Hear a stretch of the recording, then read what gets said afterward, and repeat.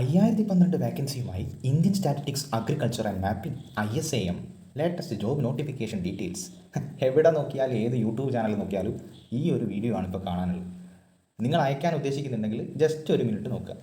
നമുക്കിതിൻ്റെ ജെനുവിനിറ്റി ഒന്ന് പരിശോധിക്കാം. ഓക്കെ, എല്ലാവർക്കും മെറ്റാമോർഫിക് എന്ന എൻ്റെ യൂട്യൂബ് ചാനലിലേക്ക് ഹാർദവമായ സ്വാഗതം.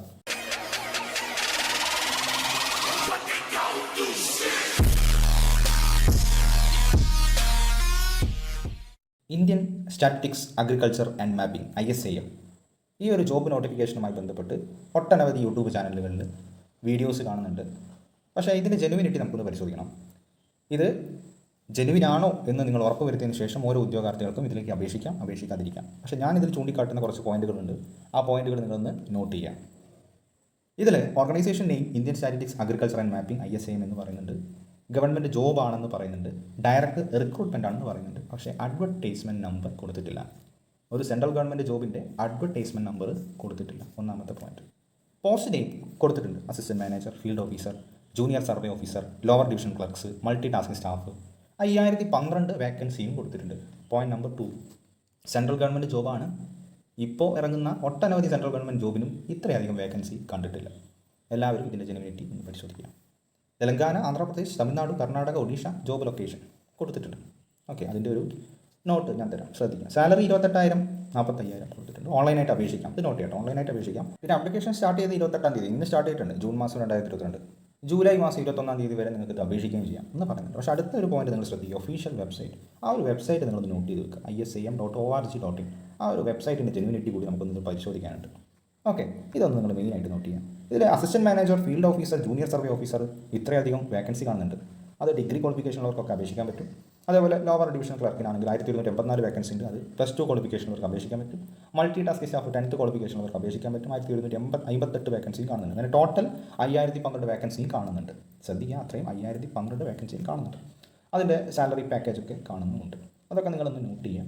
അതേപോലെ താഴോട്ട് വരുമ്പോൾ ഇവിടെ 18 വയസ്സിനും 35 വയസ്സിനും ഇടയിലുള്ള ഉദ്യോഗാർത്ഥികൾക്ക് ഇതിലേക്ക് അപേക്ഷിക്കാൻ പറ്റും. ഏജ് റിലാക്സേഷൻ കൊടുത്തിട്ടുണ്ട്. SC/ST, OBC, PWD, PH candidates ഇവർക്കൊക്കെ റിലാക്സേഷനും കിട്ടുന്നുണ്ട്. അതൊന്ന് നോട്ട് ചെയ്യുക. അടുത്ത പോയിന്റ് പറയുന്നത് നിങ്ങളൊന്ന് ശ്രദ്ധിക്കാം. ഈ പറഞ്ഞ റിലാക്സേഷൻ ഒക്കെ ഉള്ള കാൻഡിഡേറ്റ്സിന് 450 ആപ്ലിക്കേഷൻ ഫീ. അതൊന്ന് എല്ലാവരും ഒന്ന് നോട്ട് ചെയ്യും.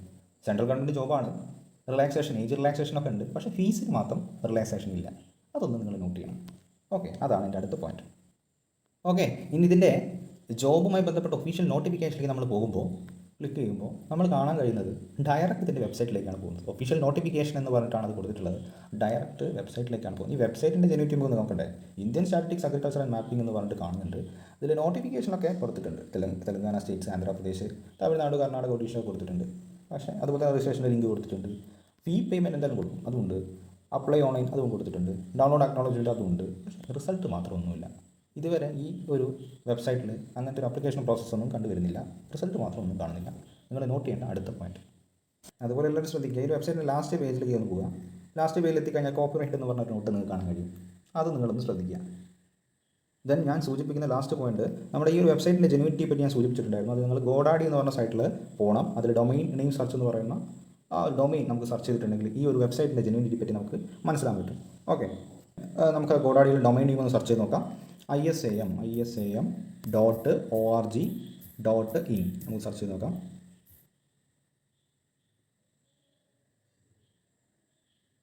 ഈ ഒരു വെബ്സൈറ്റുമായി ബന്ധപ്പെട്ട് ഹൂയിസ് സെർച്ച് റിസൾട്ട് നമുക്ക് നോക്കാം. ഓക്കെ, എല്ലാവരും അതിൻ്റെ ഡൊമൈൻ നെയിം നോക്കുക. ISAM.org.in. ഇതിൽ അപ്ഡേറ്റഡ് ഡേറ്റ്, ക്രിയേഷൻ ഡേറ്റ് ശ്രദ്ധിക്കുക. 2/6/2022 എന്ന് വെച്ചാൽ ഈ മാസം ജൂൺ മാസം 2-ാം തീയതിയാണ് ഇതിൻ്റെ ക്രിയേഷനും അപ്ഡേറ്റും നടന്നിട്ടുള്ളത്. അതിന് മുന്നേ ഈ ഒരു വെബ്സൈറ്റ് നിലവിലില്ല എന്നാണ് ഇതിൽ നിന്ന് സൂചിപ്പിക്കുന്നത്. So be careful.